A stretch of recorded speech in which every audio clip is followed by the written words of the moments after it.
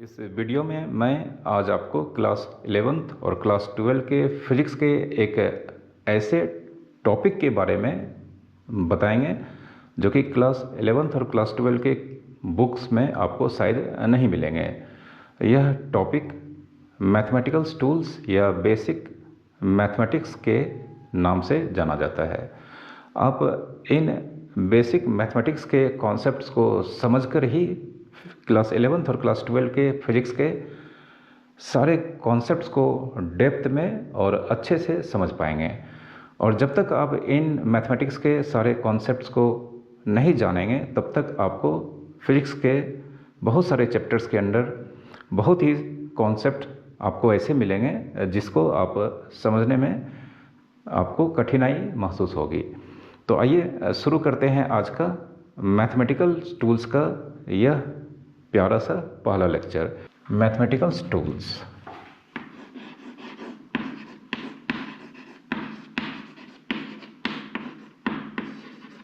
Mathematical tools या कह सकते हैं बेसिक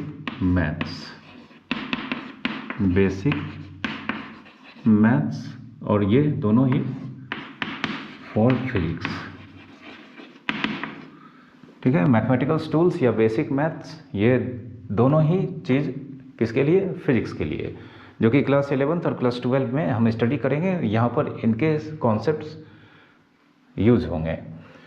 तो इस टॉपिक के अंदर सबसे पहले हम अलजेब्रा के जो भी कॉन्सेप्ट्स फिजिक्स में यूज होते हैं इसे हम यहाँ पर आपको बताने जा रहे हैं। तो अलजेब्रा में जो कॉन्सेप्ट्स अभी आपको बताएंगे ये शायद आप अपने क्लास 10th या उसके नीचे के क्लासेस में आपने ज़रूर पढ़ा होगा। इसमें सबसे पहला जो फार्मूला है जिसे आइडेंटिटी भी कहते हैं, a+b का होल स्क्वायर। आप जानते होंगे इसे a² + b² + 2ab। ठीक है, a+b का whole square a² + b² + 2ab के इक्वल्स होता है। यह एक और फार्मूला होता है a - b का होल स्क्वायर + 4ab। ठीक है, दूसरा है यहाँ पर a - b का होल स्क्वायर। यह भी आप जानते होंगे, आपने अपने स्कूल में इसके बारे में ज़रूर स्टडी किया होगा। तो यह होता है a² + b² - 2ab। और इसका दूसरा फॉर्म यह a + b का होल स्क्वायर - 4ab के इक्वल्स होता है। ठीक है, तो इन दोनों को याद रखना है। दोनों में से यह आप बराबर यूज करते आ रहे होंगे, लेकिन यहाँ पर इसके भी यूज होते हैं, तो इन दोनों को आपको याद रखना है। तीसरा फार्मूला है a + b का होल क्यूब। a + b का होल क्यूब होता है a³ + 3a² b + 3ab² + b³। ठीक है, यह भी होता है। और इसी में अगर हम a³ + b³ को साइड बाय साइड लिखेंगे, a³ + b³, और इन दोनों से आप देख सकते हैं 3ab कॉमन आ रहा है, तो यहाँ पर हम 3ab कॉमन निकालेंगे तो a + b, यह भी यूज होता है। तो आप इसे याद रखें और इसे भी याद रखेंगे तो और अच्छा होगा। ठीक है, फिर फोर्थ आता है a - b का होल क्यूब। a - b का होल क्यूब जो होता है a³ - 3a² b + 3ab² और -b³, इसके इक्वल्स होता है। फिर से अगर हम यहाँ पर a³ और b³ को साइड बाय साइड यहाँ पर अगर लिखेंगे तो a³ - b³। अब इन दोनों से अगर हम -3ab कॉमन निकालते हैं तो -3ab अगर कॉमन निकालते हैं तो यहाँ पर ब्रैकेट के इनसाइड a - b होगा। ठीक है, तो ये 4 फार्मूला यहाँ पर हमने आपको बताया। अभी और भी बहुत सारे फार्मूला हैं, इसको बताने जा रहे हैं हम। फिफ्थ नंबर हमारा फार्मूला है a³ + b³। a³ + b³ का जो मेन फार्मूला है वह होता है a + b into A square minus a B plus B square, यह होता है। ठीक है, और यहाँ पर a cube plus b cube इस यहाँ पर भी आप निकाल सकते हैं। तो ए क्यूब प्लस बी क्यूब इस टर्म को हम यहाँ पर LHS में शिफ्ट कर देंगे, तो इसका एक और फार्मूला हो जाएगा आपका ए क्यूब प्लस बी क्यूब। सबसे पहले ए प्लस बी का होल क्यूब, ए प्लस बी का होल क्यूब, और ये प्लस 3ab इंटू ए प्लस बी, अगर इधर जाएगा तो यह माइनस हो जाएगा, तो माइनस 3ab इंटू ए प्लस बी। ठीक है, आप इसको याद रखें, इसी से हमारा यहाँ पर काम चल जाएगा। ठीक है, 6 नंबर है A cube minus B cube. तो ए क्यूब माइनस बी क्यूब का फॉर्मूला होता है A minus B into A square plus A B plus B square. ठीक है, यह आपको इसी को याद रखना है, काम चल जाएगा। लेकिन हम यहाँ पर a cube minus B cube यहाँ से भी निकाल कर इसके फार्मूला को लिख सकते हैं, तो इसे भी हम यहाँ पर लिख देते हैं आपके लिए। तो इसे रखेंगे इधर और इसको हम इधर भेजेंगे, तो यहाँ पर ए माइनस बी का whole cube, A minus B का होल क्यूब, और यह term plus 3ab into A minus B, यह होगा। ठीक है, इसके बाद आता है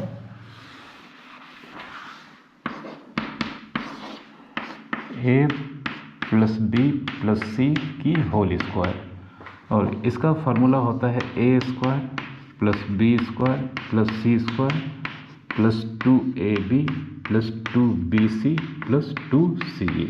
ठीक है, यह A plus B plus C का होल स्क्वायर का फार्मूला होता है, यह भी काफ़ी यूज होता है। ठीक है, ये सारे फार्मूला आपको याद रखना ही होगा, तभी आप फिजिक्स के जितने भी कॉन्सेप्ट्स हैं 11th और 12th में, उसमें बहुत सारे डेरिवेशंस के अंडर या क्वेश्चंस को सॉल्व करने के दरमियान ये सारे फार्मूला में से बहुत सारे का यूज फ्रिक्वेंटली होता रहता है। ठीक है, अब नेक्स्ट फार्मूला हमारा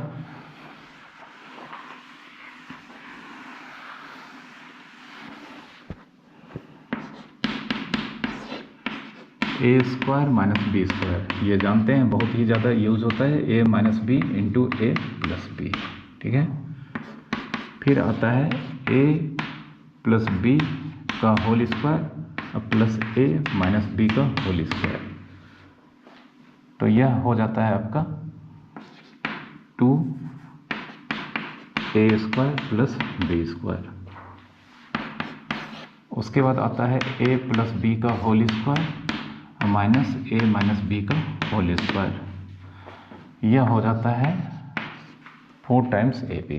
तो ये सारे फार्मूला जो अभी हमने आपको 10 फार्मूला या आइडेंटिटी बोलते हैं मैथमेटिक्स में इसको, तो ये 10 आइडेंटिटीज आपको यहाँ पर बेसिक्स आइडेंटिटी है जो आपने क्लास मतलब स्कूल के स्टैंडर्ड में पढ़ा होगा। ठीक है, अब उसके बाद जो एकदम आपके लिए नया है उसको हम यहाँ पर बताने जा रहे हैं। तो इसमें से सबसे पहले हम क्वाड्रेटिक इक्वेशन को थोड़ा सा ये बता देते हैं आपको। क्वाड्रेटिक इक्वेशन आपने जाना होगा, क्वाड्रेटिक इक्वेशन। क्वाड्रेटिक इक्वेशन सबसे पहले इसका जनरल फॉर्म जो होता है वह कुछ इस तरह का होता है, ax square plus bx plus c equal to 0। ये इसका जनरल फॉर्म हो गया। जनरल फॉर्म मतलब कोई भी इक्वेशन अगर इस तरह का दिखेगा तो वह क्वाड्रेटिक इक्वेशन हो जाएगा, लेकिन कुछ कंडीशन यहाँ पे a does not equal to 0, b c ये सब के सब कॉन्स्टेंट्स हैं, ये सब के सब कॉन्स्टेंट्स हैं, जिसमें a जो x स्क्वायर के साथ मल्टीप्लाइड है वह 0 नहीं होना चाहिए, और b और c मतलब 0 नहीं होना चाहिए तो कोई कांस्टेंट ही होगा, या तो प्लस होगा या माइनस होगा, और b एंड c मतलब a b c सबके सब कांस्टेंट्स हैं, लेकिन a इसमें 0 नहीं होना चाहिए। ठीक है, कुछ एग्जांपल। और यहाँ पे x क्या है, x वेरिएबल है, x वेरिएबल है क्वाड्रेटिक इक्वेशन का। इस क्वाड्रेटिक इक्वेशन का वेरिएबल मतलब यह quadratic equation in variable x है। ये y अगर यहाँ पर होगा तो यहाँ भी y होगा, तब ये quadratic equation in variable y हो जाएगा। ठीक है, जैसे कुछ एग्जांपल यहाँ पर हम दिखाने जा रहे हैं। 2x square minus 3x plus 5 equal to 0। ठीक है, तो ये क्वाड्रेटिक इक्वेशन है। यहाँ पे एक्स स्क्वायर के साथ जो नंबर मल्टीप्लाइड है 2, मतलब यहाँ पर ए का वैल्यू 2 है और ये कहलाता है coefficient of x. Coefficient of x याद रखना है। कोफिशिएंट ऑफ एक्स, जो एक्स के साथ नंबर मल्टीप्लाइड होगा विथ साइन लेना है, ठीक है। अब एक्स के साथ जो मल्टीप्लाइड नंबर हो रहा है वह बी के वैल्यू को रिप्रेजेंट करता है। तो बी का वैल्यू यहाँ पर -3 है इस एग्जाम्पल में, और ये है कोफिशिएंट ऑफ एक्स, सॉरी ये कोफिशिएंट ऑफ एक्स स्क्वायर है। ए इक्वल्स टू 2, यह कोफिशिएंट ऑफ एक्स स्क्वायर है, ठीक है। B equals to -3, b equals to -3, यह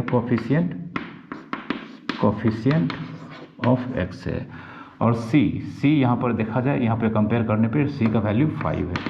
सी इक्वल्स टू 5, यह सीधा कांस्टेंट है, यह कांस्टेंट है, ठीक है। कुछ और एग्जांपल क्वाड्रेटिक इक्वेशन के, जैसे 3x² - 6x = 0, 5 - 5x² = 0। तो आप देख सकते हैं कि हमेशा जब भी क्वाड्रेटिक इक्वेशन होगा उसमें x² का कोफिशिएंट कभी भी 0 नहीं होगा।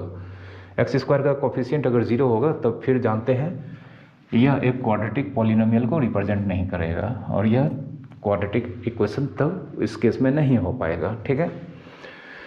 अब किसी भी क्वाड्रेटिक इक्वेशन के रूट्स क्या होते हैं ये भी बताता हूँ आपको, और किसी भी क्वाड्रेटिक इक्वेशन के रूट्स किस तरह से फाइंड किए जाते हैं, ठीक है। तो यहाँ पे यह क्वाड्रेटिक इक्वेशन है, रूट्स ऑफ क्वाड्रेटिक इक्वेशन।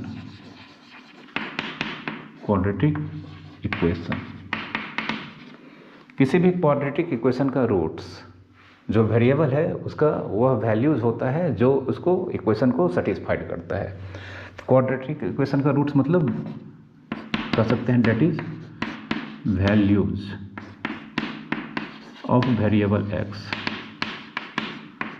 ठीक है। वैल्यूज ऑफ वेरिएबल एक्स, या कोई भी वेरिएबल अगर वाई होगा तो वैल्यूज ऑफ वेरिएबल वाई, और यह वैल्यू इस क्वाड्रेटिक इक्वेशन को यहाँ पर पुट करने पे LHS = RHS मतलब सेटिस्फाइड करेगा, ठीक है।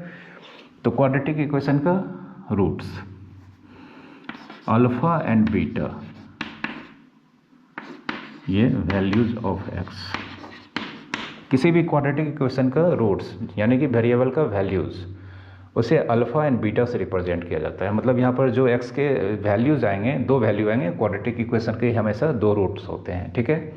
वो दोनों रूट्स या तो डिफरेंट होंगे, मतलब एक दूसरे से डिफरेंट मतलब अनइक्वल होंगे, या इक्वल्स भी हो सकते हैं, ठीक है। तो वो इक्वल्स कब होंगे, अनइक्वल कब होंगे, इससे आपको लेना देना नहीं है, ये मैथमेटिक्स का टॉपिक है।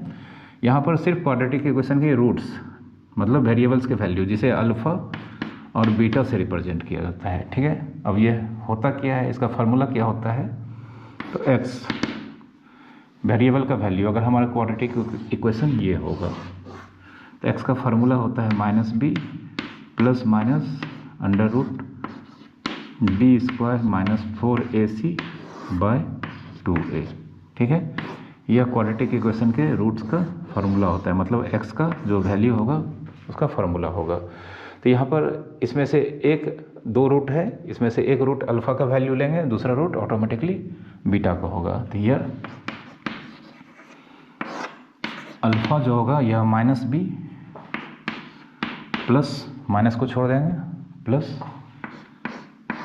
b² - 4ac/2a, एंड बीटा जो होगा, बीटा इस बार हम माइनस वाले को लेंगे तो -b - b² - 4ac/2a, ठीक है। इस तरह से यह अल्फ़ा और बीटा इस वेरिएबल x के 2 वैल्यू होते हैं और इसे निकालने के लिए ये फार्मूला यूज़ करेंगे, ठीक है। और साथ ही साथ आपको याद भी रखना है कि अल्फ़ा प्लस बीटा -b/a होता है, मतलब सम ऑफ रूट्स, इसे हम कह सकते हैं sum of roots. Sum of roots का वैल्यू -b/a, तो -b यहाँ पर x का कोफिशिएंट है और a यहाँ पर x² का कोफिशिएंट है, ये याद रखना है, ठीक है। और साथ ही साथ अल्फ़ा इंटू बीटा c/a होता है, यह भी आपको याद रखना है। अल्फ़ा इंटू बीटा c/a, यहाँ पे यह कह सकते हैं प्रोडक्ट ऑफ रूट्स। ठीक है, तो ये आपको याद रखना है, alpha plus beta minus B by A, alpha into beta C by A होता है। एक एग्जांपल लेते हैं,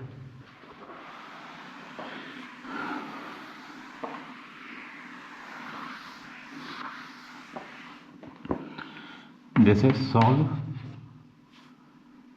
क्वेश्चन है solve and evaluate root, evaluate the roots, X square 8x minus 15 equals to 0। ठीक है, X square minus 8x and 15 equals to 0। तो यहाँ पर हम कह सकते हैं a का वैल्यू 1 है, b का वैल्यू माइनस 8 है और c का वैल्यू यहाँ पर 15 है। ठीक है, तो यहाँ पे x का value minus b plus minus b square minus 4ac by 2a, यह फार्मूला होता है। इसको हम लगाते हैं यहाँ पर, x equals to minus B का वैल्यू यहाँ पर माइनस 8 है प्लस माइनस बी का स्क्वायर मतलब माइनस 8 का स्क्वायर माइनस 4 इंटू ए का वैल्यू 1 है और सी का वैल्यू 15 है, तो 4 इंटू 1 इंटू 15 बाय 2 इंटू ए का वैल्यू 1 है। ठीक है, इसको कैलकुलेट करते हैं, यहाँ लिखते हैं, यहाँ पर x का वैल्यू हो जाएगा हमारा minus minus plus 8 plus minus, यह 8 का स्क्वायर यहाँ पर 64 होगा और यह माइनस 15 4 जा 60 हो जाएगा बाय 2 1 जा 2 होगा। 8 प्लस माइनस 64 में से 60 सब्ट्रैक्ट करने पे हमें 4 मिलेगा और यहाँ पर 2, तो यहाँ पे 8 प्लस माइनस 2, चूँकि 4 का स्क्वायर रूट 2 होता है बाय 2। अब एक बार हमारा वैल्यू यहाँ पर x का एक वैल्यू 8 प्लस 2 बाई 2 और एक वैल्यू यहाँ पर 8 माइनस 2 बाई 2 होगा। ठीक है, अब 8 प्लस 2 बाई 2 मतलब यहाँ पर 5 और 8 माइनस 2 4 बाई 8 माइनस 2 6 बाई 2 3, तो इस तरह से यहाँ पे 5 और 3 5 एंड 3 इस क्वाड्रेटिक इक्वेशन का यह दोनों नंबर रूट्स होगा। इसमें से यह अल्फ़ा का वैल्यू लेंगे तो यह बीटा हो जाएगा, यह अल्फ़ा लेंगे तो यह बीटा हो जाएगा। ठीक है, इस तरह से आपको जब भी सिचुएशन इस तरह के आएंगे तो इस तरह से आपको रूट्स को मालूम करने होंगे। ठीक है, मैं आपको यहाँ पर बाइनोमियल थ्योरम, इसके कॉन्सेप्ट्स को समझाता हूँ। बाइनोमियल थ्योरम,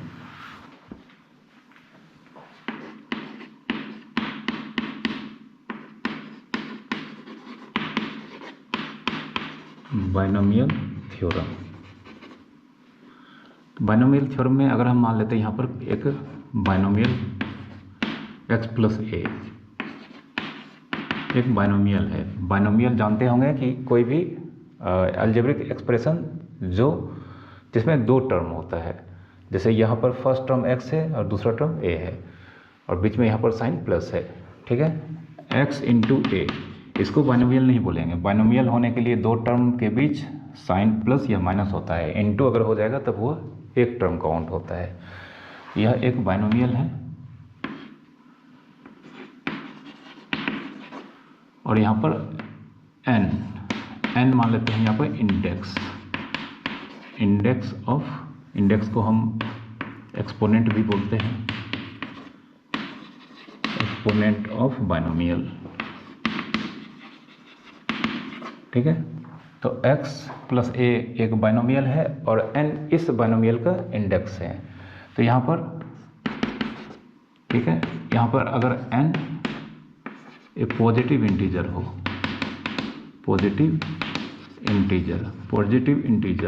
इंटीजर मतलब n का वैल्यू 1 2 3 इस तरह से हो। नेचुरल नंबर भी बोल सकते हैं, पॉजिटिव इंटीजर मैथमेटिक्स में नेचुरल नंबर भी बोला जाता है। ठीक है, मतलब 1 2 3 4 इस तरह से इसका वैल्यू हो कोई भी, तो देन यहाँ पर x plus a whole raise to n। x plus a binomial हो गया, यह हो गया इसका इंडेक्स या एक्सपोनेंट, ठीक है। तो इसका सबसे पहला टर्म हो जाएगा nc0 इंटू एक्स पे पावर n। अब यह nc0 क्या है, यह भी हम आपको बताएंगे, लेकिन आपको याद रखना है। तो nc0 इंटू एक्स पे पावर n। दूसरा टर्म होगा nc1 इंटू एक्स का पावर, यहाँ पर n था, अब एक कम हो जाएगा, n2 दूसरा टर्म यहाँ पर a यह स्टार्ट हो जाएगा। फिर तीसरा टर्म हो जाएगा nc2 इंटू एक्स का पावर एक और कम हो जाएगा, तो यहाँ पे n-1 था, अब n-2 n2 a का पावर एक और बढ़ जाएगा, तो यहाँ पे a का पावर 1 है, कुछ नहीं है तो 1 माना जाता है, और यह a स्क्वायर। ऐसे करते करते यहाँ पर करते लास्ट में ncn। अब x ख़त्म हो जाएगा, चूँकि x का पावर आप देख रहे हैं n है, n-1 है, n-2, मतलब x का पावर यह इंडेक्स ग्रेजुअली डिक्रीज कर रहा है, और यह लास्ट टर्म में x एलिमिनेट हो जाएगा और a का पावर n हो जाएगा, ठीक है। यह इसका फार्मूला है। तो एक चीज़ आपको यहाँ पर याद मतलब रखना पड़ेगा, ये इसका मीनिंग तो अभी हम तुरंत आपको बताएंगे, मतलब इसके एक्सपेंशन में ये बाइनोमियल थ्योरम का एक्सप्रेशन है और ये इसका एक्सपेंशन है, इसे एक्सपेंशन कहा जाता है। जैसे a प्लस बी का होल स्क्वायर का expanded form a square plus 2ab plus B square होता है, आप जानते होंगे। तो उसी तरह से x प्लस a का पावर अगर 10 होगा तो यह इसका एक्सपेंशन है। अब यहाँ पर टोटल टर्म आपको दिखाई दे रहा होगा कितना है, तो अगर हम इसको ढक देते हैं तो आप देख सकते हैं 1 2 n, मतलब यहाँ से यहाँ तक 1 2 3 करते करते n तक आएगा, मतलब यहाँ से यहाँ तक टोटल n टर्म है। और इसको अगर हम फिर हटा लेते हैं तो n में टर्म में से एक और टर्म जुड़ जाएगा, तो मतलब टोटल एक्सपेंशन में n प्लस 1 टर्म होंगे। तो टोटल नंबर ऑफ टर्म्स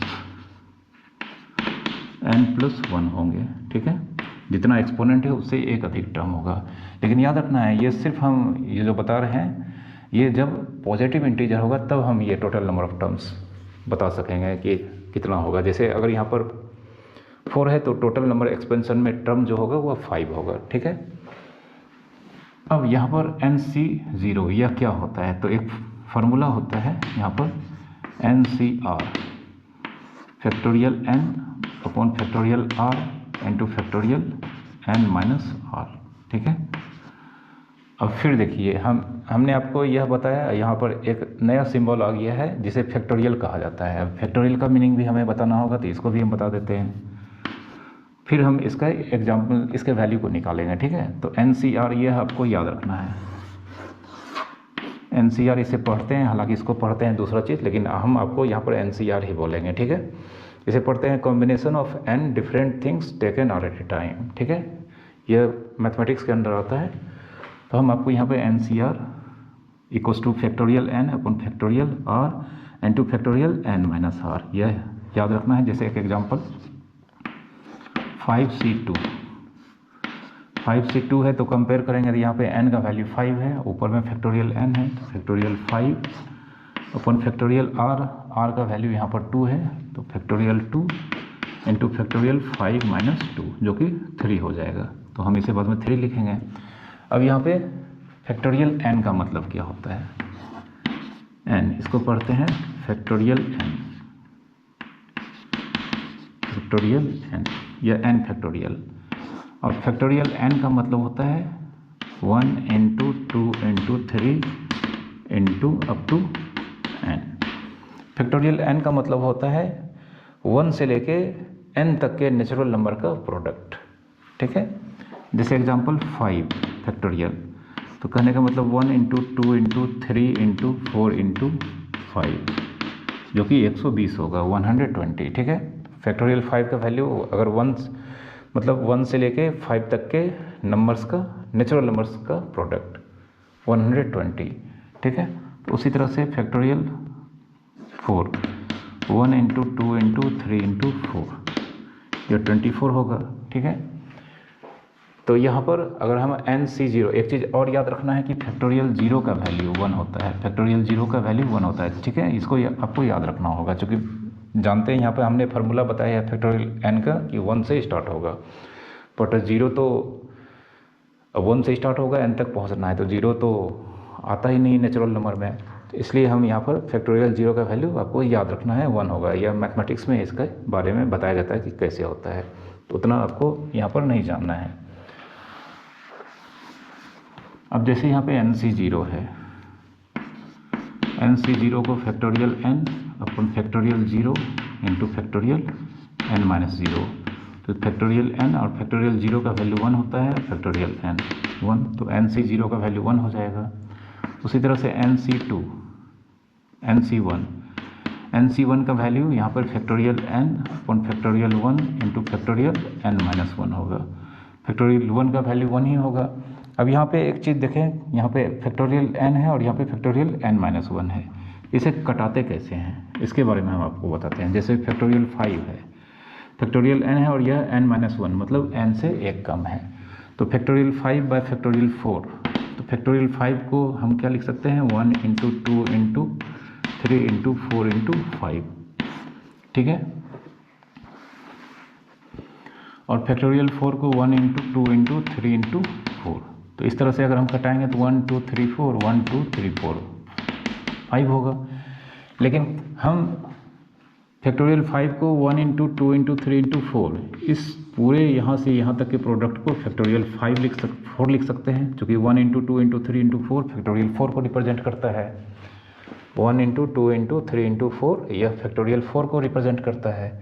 तो यहाँ पे 1 इंटू 2 इंटू 3 इंटू 4 इंटू 5 में से 1 into 2 into 3 into 4, 1 into 2 into 3 into 4 को हम फैक्टोरियल 4 लिखेंगे इंटू 5, बाय नीचे फैक्टोरियल 4 ही छोड़ देंगे, तो हमें इतना एक्सपेंड नहीं करना पड़ेगा और यह दोनों कैंसिल होकर 5 होगा, ठीक है।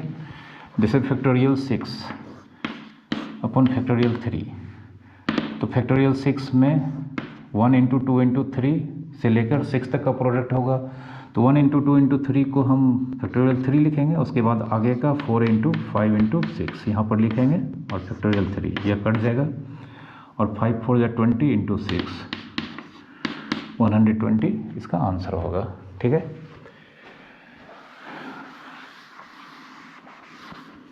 अब x प्लस ए पे पावर n, इसका एक हम आपको यूज दिखाते हैं। जैसे हम यहाँ पर x प्लस वाई का होल क्यूब इस फार्मूला से निकालते हैं।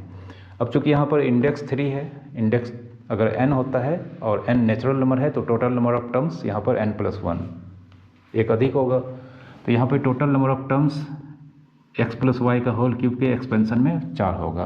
वैसे भी अभी हमने आपको a प्लस बी का होल क्यूब बताया था, तो x प्लस वाई का होल क्यूब जानते हैं x cube plus 3x square y plus 3x y square plus y cube. अभी हमने आपको थोड़ी देर पहले अलजेब्रा के under a plus b cube का फार्मूला बताया था, तो उस फार्मूला से हम यहाँ पर x प्लस वाई क्यूब का एक्सपेंशन हमने पहले ही पता कर लिया है, लेकिन हम इसे निकालेंगे इस फार्मूला से, ठीक है। इस फार्मूला से बोलता है NC0, तो n का वैल्यू यहाँ पे 3 है, तो 3C0 इंटू x का वैल्यू यहाँ पर x ही है, तो x का पावर यहाँ पर n यहाँ पर 3 है, फिर NC1। अब x का पावर n जितना था उसमें एक कम हो जाएगा, तो 3 था अब 2 हो जाएगा, और यहाँ से y स्टार्ट होगा, चूँकि a यहाँ आ जाता है तो यहाँ पर y। नेक्स्ट टर्म हमारा इसे मिटाते हैं, नेक्स्ट टर्म हमारा हो जाएगा 3C2। अब x का पावर 2 था, एक और कम हो जाएगा, तो x इंटू वाई स्क्वायर, ठीक है। एक बात याद रखना है कि हर एक टर्म में वेरिएबल x और y के पावर का सम जो एक्सपेंशन का इंडेक्स है उसके इक्वल्स होगा। जैसे यहाँ पर 3, यहाँ पे 2 और y का पावर 1 है, तो 2 प्लस 1 3 हो जाता है। यहाँ पे 1 है x का, y का 2 है, तो 1 प्लस 2 मिलकर 3 हो जाता है। अब लास्ट टर्म यहाँ पर 3C3, अब इसमें x होगा ही नहीं और y क्यूब हो जाएगा, NCN, ठीक है। अब 3C0, तो 3C0 आपको यहाँ पर बता देते हैं। 3C0 मतलब factorial 3 by factorial 0 into factorial 3 minus 0। तो फैक्टोरियल 3 बाई 0 फैक्टोरियल 0 का वैल्यू 1 और फैक्टोरियल 3 1 मतलब इसे हम लिखेंगे 1 इंटू एक्स क्यूब। फिर 3C1 को हम फैक्टोरियल 3 बाय फैक्टोरियल 3C1 को यहाँ पे निकालते हैं। 3C1 का मतलब factorial 3 bye factorial 1 into factorial 3 minus 1 2। तो जानते हैं इसे हम फैक्टोरियल 3 को 1 इंटू 2 इंटू 3, फैक्टोरियल 3 को 1 इंटू 2 इंटू 3। ये चीज़ अगर आप सीख जाते हैं तो आप समझ जाइए कि आपने एक बहुत ही कमाल की कॉन्सेप्ट सीखी है।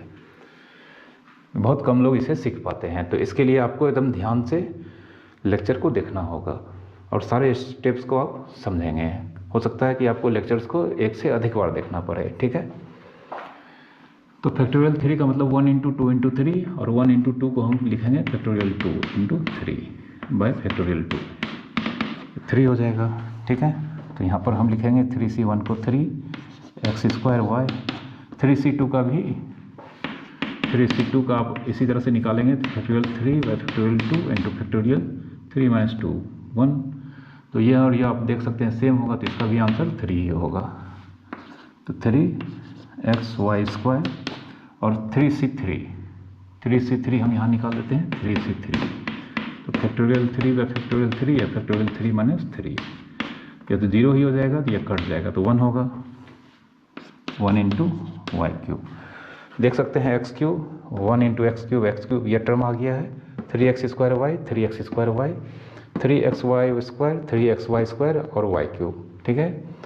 तो यह फार्मूला जानने से हमें यह फ़ायदा हुआ कि अब यहाँ पर कोई भी इंडेक्स होगा जैसे 4 5 6 तक मतलब आता है तो हम इसके एक्सपेंशन को निकाल सकते हैं, ठीक है। रेयरली यूज होता है, यह बात आप ध्यान रखेंगे। तो यह तो था हमारा सबसे पहला केस जब यहाँ पर n जो इंडेक्स था वह एक पॉजिटिव इंटीजर था। अब अगर इंडेक्स पॉजिटिव इंटीजर नहीं हो तो क्या होगा, ठीक है।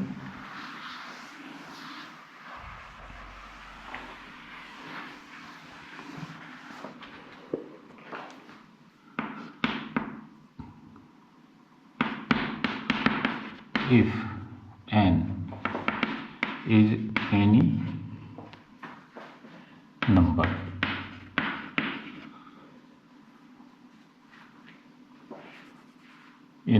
positive, negative and fraction।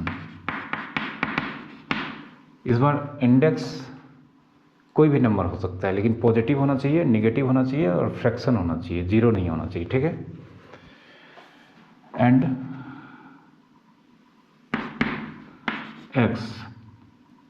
x का modulus less than 1,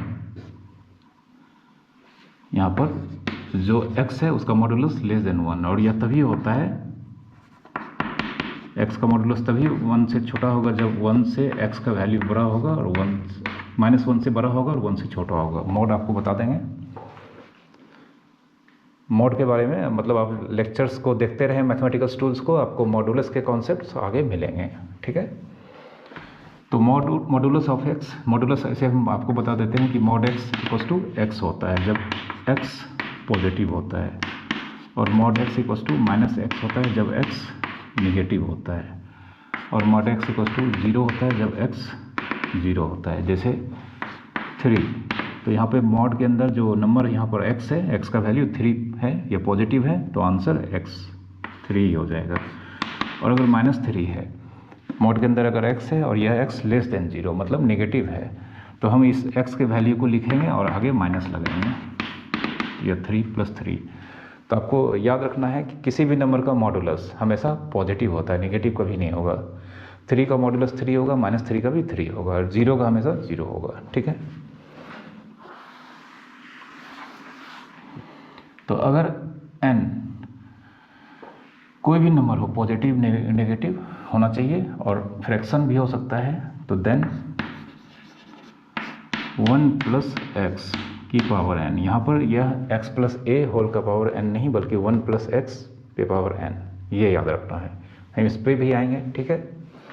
1 + x whole पे पावर n, यह हो जाएगा आपका सबसे पहला टर्म हो जाएगा n नहीं सॉरी 1, सबसे पहला टर्म होगा 1, उसके बाद हो जाएगा n x, सबसे first term 1, second term n x, third term n into n - 1 bye factorial 2 x², next term n into n - 1 into n - 2 bye factorial 3 into x³, और ऐसे करते करते करते करते, ठीक है, इन्फिनिटी तक, ठीक है। इसमें अगर यहाँ पर पावर पॉजिटिव इंटीजर नहीं होगा, पॉजिटिव इंटीजर होगा तो सबसे पहला जो फार्मूला मैंने आपको बताया था वो यूज़ करेंगे, और अगर पॉजिटिव इंटीजर नहीं होगा तो कोई भी, अब यहाँ पर पॉजिटिव इंटीजर छोड़ के कोई भी नेगेटिव इंटीजर हो या कोई भी रूट वाला नंबर हो या फ्रैक्शन हो, तब हम यह एक्सप्रेशन यूज़ करेंगे जिसमें टोटल नंबर ऑफ टर्म्स हमेशा इन्फिनिटी होगा, ठीक है। और फर्स्ट टर्म इसका फिक्स है 1 होगा, और सेकेंड टर्म x इसका वैल्यू -1 से +1 के बीच होना चाहिए, ठीक है। इस चीज़ को आपको याद रखना है। अब इस एक्सपेंशन में अगर यहाँ पर x का वैल्यू मच लेस देन 1, ठीक है, अगर x का वैल्यू मच लेस देन, ये मच लेस देन, इसे पढ़ते हैं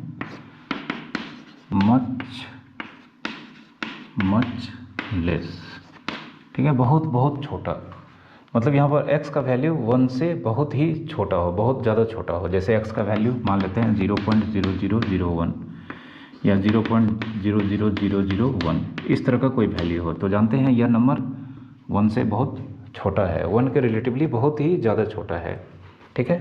तो अगर x मच लेस देन 1, तो देन 1 + x⁴n, इसे हम इस फार्मूला से एक्सपेंड करेंगे, और इसमें सिर्फ 2 टर्म, पहला 2 टर्म ही यहाँ पर कंसीडरेबल होते हैं, ठीक है, बाकी के टर्म नेग्लिजिबल होते हैं। बाकी के टर्म को ऐड करने पर जो वैल्यू होता है वो अप्रॉक्सीमेटली नेग्लिजिबल होते हैं। तो यहाँ पर सिर्फ 2 टर्म, मतलब इसके एक्सपेंशन के फर्स्ट 2 टर्म ही यहाँ पर कंसीडरेबल होते हैं। जब आपको याद रखना है x मच लेस देन 1 होगा, तो 1 + x⁴n 1 + nx हो जाएगा, 1 + nx हो जाएगा, ठीक है।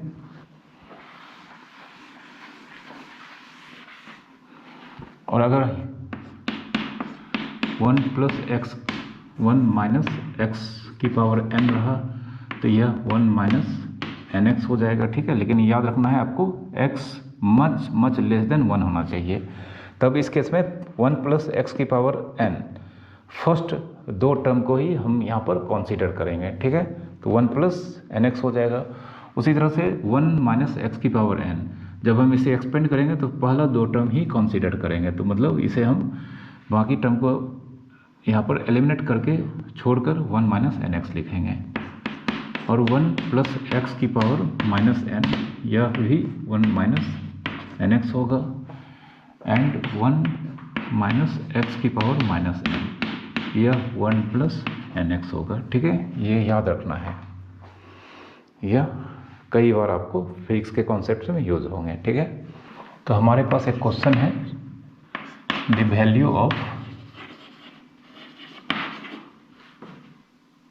Acceleration due to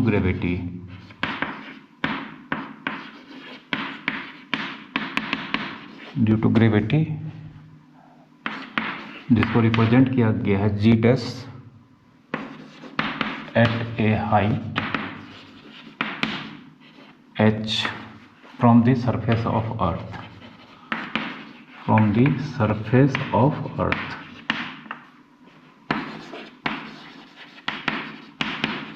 is given by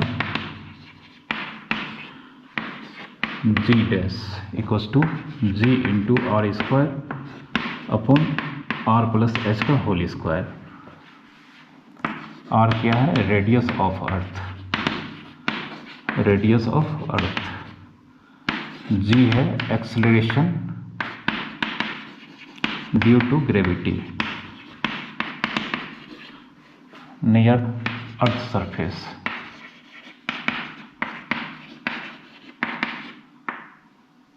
ठीक है, ये दिया गया है। और यहाँ पर एक चीज़ और दिया गया है, h much much less than r। ठीक है, then find g dash using binomial. तो हमें यहाँ पर दिया गया है, यहाँ पर कि value of acceleration due to gravity g dash से रिप्रेजेंट किया गया है, और अर्थ के सरफेस से हाइट h पर इसका वैल्यू g डैश से रिप्रेजेंट किया गया है। और g डैश का फार्मूला है यहाँ पर दिया गया है, g r प्लस h का whole square. r radius of earth है, और g यहाँ पर acceleration due to gravity near earth surface, जिसका वैल्यू 9.8 होता है, आप जानते होंगे। यहाँ पे h much much less than r है, तो हमें यहाँ पर g डैश का यहाँ पर बोलता है वैल्यू फाइंड करना है बाइनोमियल थ्योरम यूज करके। ठीक है, तो हम करते हैं इसे। तो यहाँ पर सिंस g डैश दिया गया है g into r square by r plus h का होल स्क्वायर। ठीक है, अब यहाँ पर एक चीज़ दिया गया है कि h much much less than r, मतलब यहाँ पर r और h में r जो है वह बहुत बड़ा है h के रिस्पेक्ट में, तो जो बड़ा होता है उसे हम कॉमन निकालते हैं।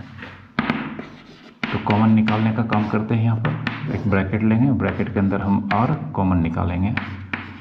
तो r कॉमन निकालेंगे तो हमारे पास r से r हमने कॉमन ले लिया, तो यहाँ पर 1 बचेगा, और h के पास नहीं है तो जानते हैं h बाई r होगा।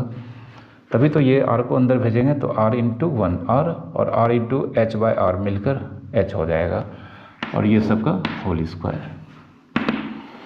अब जी आर स्क्वायर, अब ब्रैकेट को ब्रेक करेंगे इस ब्रैकेट को, तो r into this bracket whole का स्क्वायर है, यहाँ पे r square 1 plus h by r का होल स्क्वायर। यह r स्क्वायर कैंसिल हो जाएगा। ठीक है, इसको मिटाते हैं। तो हमारे पास यहाँ पर g डैश g इंटू इसे हम ऊपर भेजेंगे, तो यह एक्सपोनेंट जो कि यहाँ पर इंडेक्स 2 है, यह ऊपर में जाके माइनस हो जाएगा, 1 plus h by r minus 2। ठीक है, अब यहाँ पर 1 प्लस h बाय r, तो h यहाँ पर h much much less than r है, तो h by h much much less than r by, या एक चीज़ करते हैं h by r much much less than r by r, हमने दोनों साइड यहाँ पर डिवाइड कर दिया r से, तो यह कैंसिल हो जाएगा। तो h by r much much less than 1, तो 1 प्लस यह x हो गया। अभी हमने आपको फार्मूला पढ़ाया था 1 प्लस एक्स होल पे पावर n का, लेकिन यहाँ पर x यहाँ पर h बाय r का वैल्यू x को रिप्रेजेंट कर रहा है, और h by r much much less than 1 है, तो यहाँ पर जानते हैं इसके एक्सपेंशन में इन्फिनाइट टर्म होंगे। ठीक है, और यह इस केस में 1 प्लस एक्स का पावर n माइनस n, यह हो जाता है 1 माइनस nx। फर्स्ट दो टर्म को ही सिर्फ कंसीडर किया जाता है। ठीक है, तो यहाँ पर g इंटू यहाँ पर हो जाएगा n यहाँ पर कितना है -2 इंटू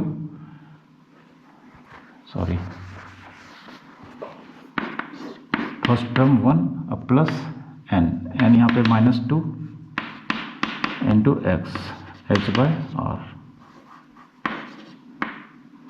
ठीक है, ये आपको याद रखना है कि ये तभी लिख पाएंगे जब हमें यहाँ पर h बाय r या जो x है इसका वैल्यू 1 से मच मच लेस होना चाहिए। तो हमने यहाँ पर डिटरमाइन कर लिया है, यहाँ पर h बाय r का value much much less than 1 है, तो देयरफॉर हमें g dash equals to g 1 minus 2 h by r, यह g डैश का हमें फार्मूला मिला बाइनोमियल थ्योरम को यूज़ करके। तो आज के लेक्चर को हम यहीं पर समाप्त करते हैं। मैथमेटिकल टूल्स के अगले लेक्चर आपको जल्द ही मिलेंगे। आप बस चैनल को सब्सक्राइब कर लें और वीडियो अगर आपको पसंद आया हो तो प्लीज़ आप इसे लाइक करें, शेयर करें। Thank you very much for watching.